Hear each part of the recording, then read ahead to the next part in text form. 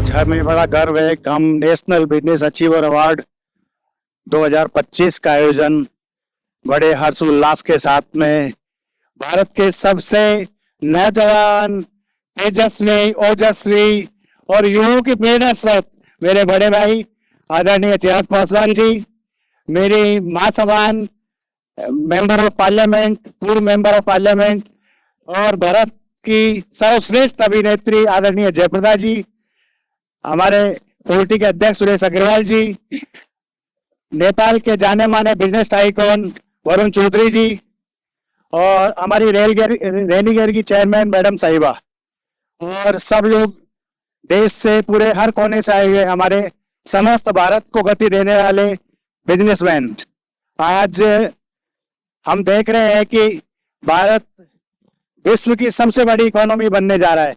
उसमें गांवों से लेकर शहरों तक के जो स्टार्टअप हैं, जो बिजनेसमैन हैं, हम बिजनेस अचीवर के माध्यम से उनको एक ऐसा प्लेटफॉर्म देते हैं कि हम नेशनल स्तर पे उनको अवार्ड देकर सम्मानित करते हैं, जिससे कि आने वाली पीढ़ियां भी उनसे प्रेरणा लेती है और नए नए स्टार्टअप के माध्यम से देश को गति देती है, देश के इकोनॉमी को गति देती है। सर, मैं चाहूँगा कि दो शब्द अगर कह सकते हैं आप लोगों के लिए। आज मैं यहाँ आप लोगों के बीच आया हूँ, जिस लक्ष्य के साथ हम सब आगे बढ़ रहे हैं, जो सोच मेरे प्रधानमंत्री आदरणीय नरेंद्र मोदी जी की कि आने वाले सालों में कैसे भारत को एक विकसित देश बनाया जाए, 2047 का जो लक्ष्य हम लोग लेकर चले। और मुझे खुशी है कि देश में पहली बार एक ऐसी सरकार आई, not because that I am the part of this government is the reason why I am saying this, but I genuinely believe कि पहली बार देश में कम से कम एक ऐसी सरकार आई, एक ऐसा नेतृत्व आया, एक ऐसे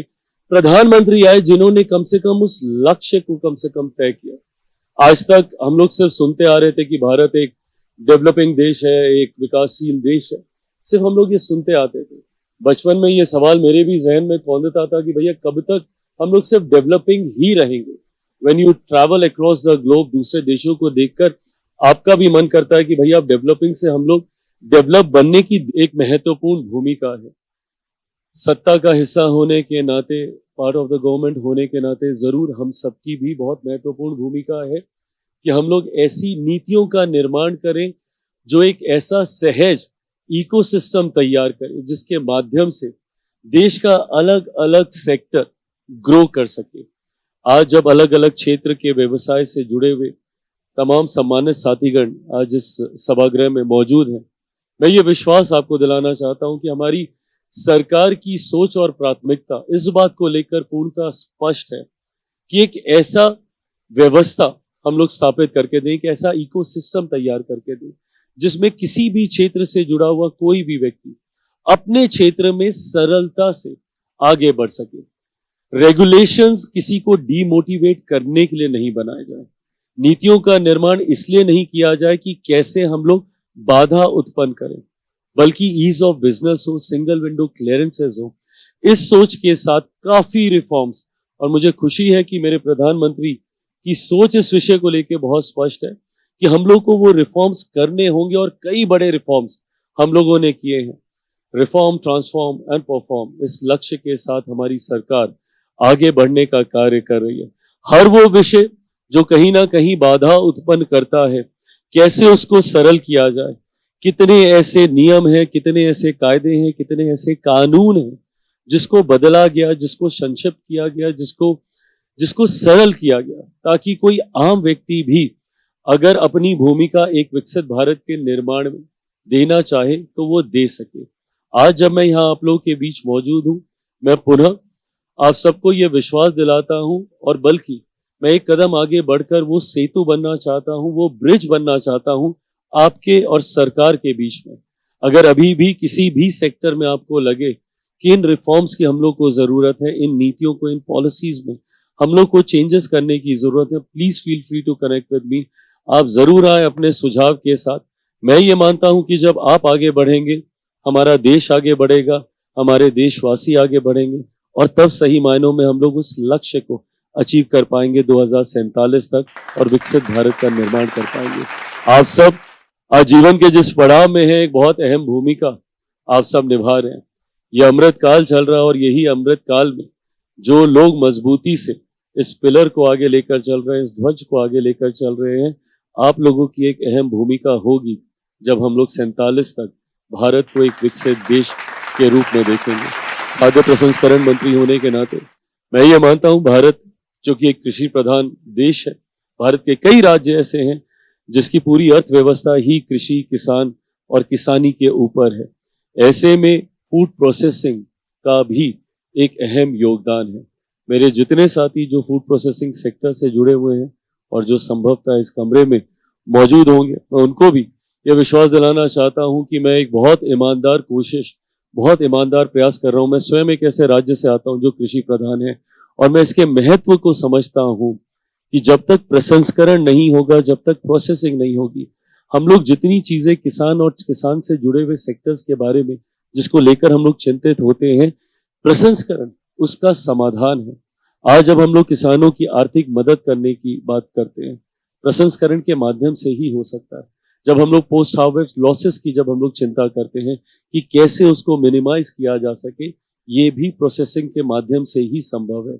ना सिर्फ ये जॉब अपॉर्चुनिटीज क्रिएट करता है, बल्कि उन राज्य के राजस्व को बढ़ाने में भी प्रोसेसिंग का एक अहम योगदान है।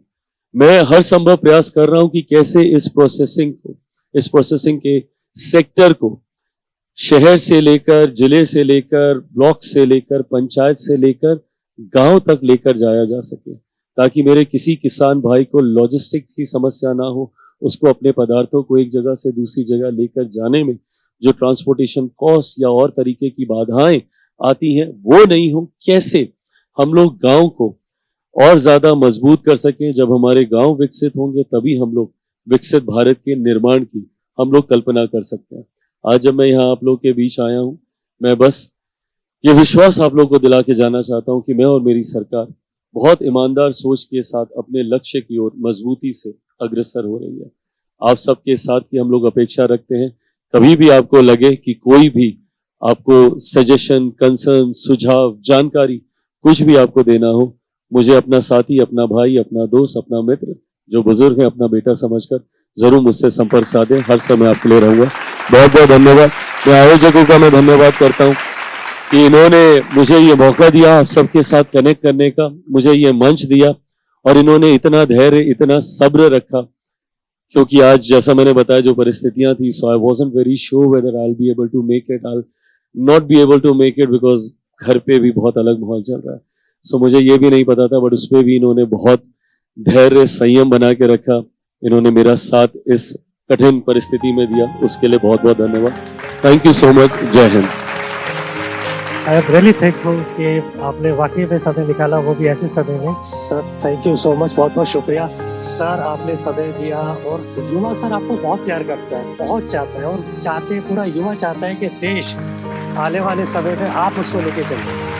और लोग चाहते हैं कि जो आपकी सोच है, जो आपका विजन है, युवा आपके साथ खड़ा है और हमेशा साथ खड़ा रहेगा और आने वाले समय में आपको इस देश को आगे बढ़ाने में बहुत बड़ा रोल रहेगा। ये हमारी इच्छा है सर।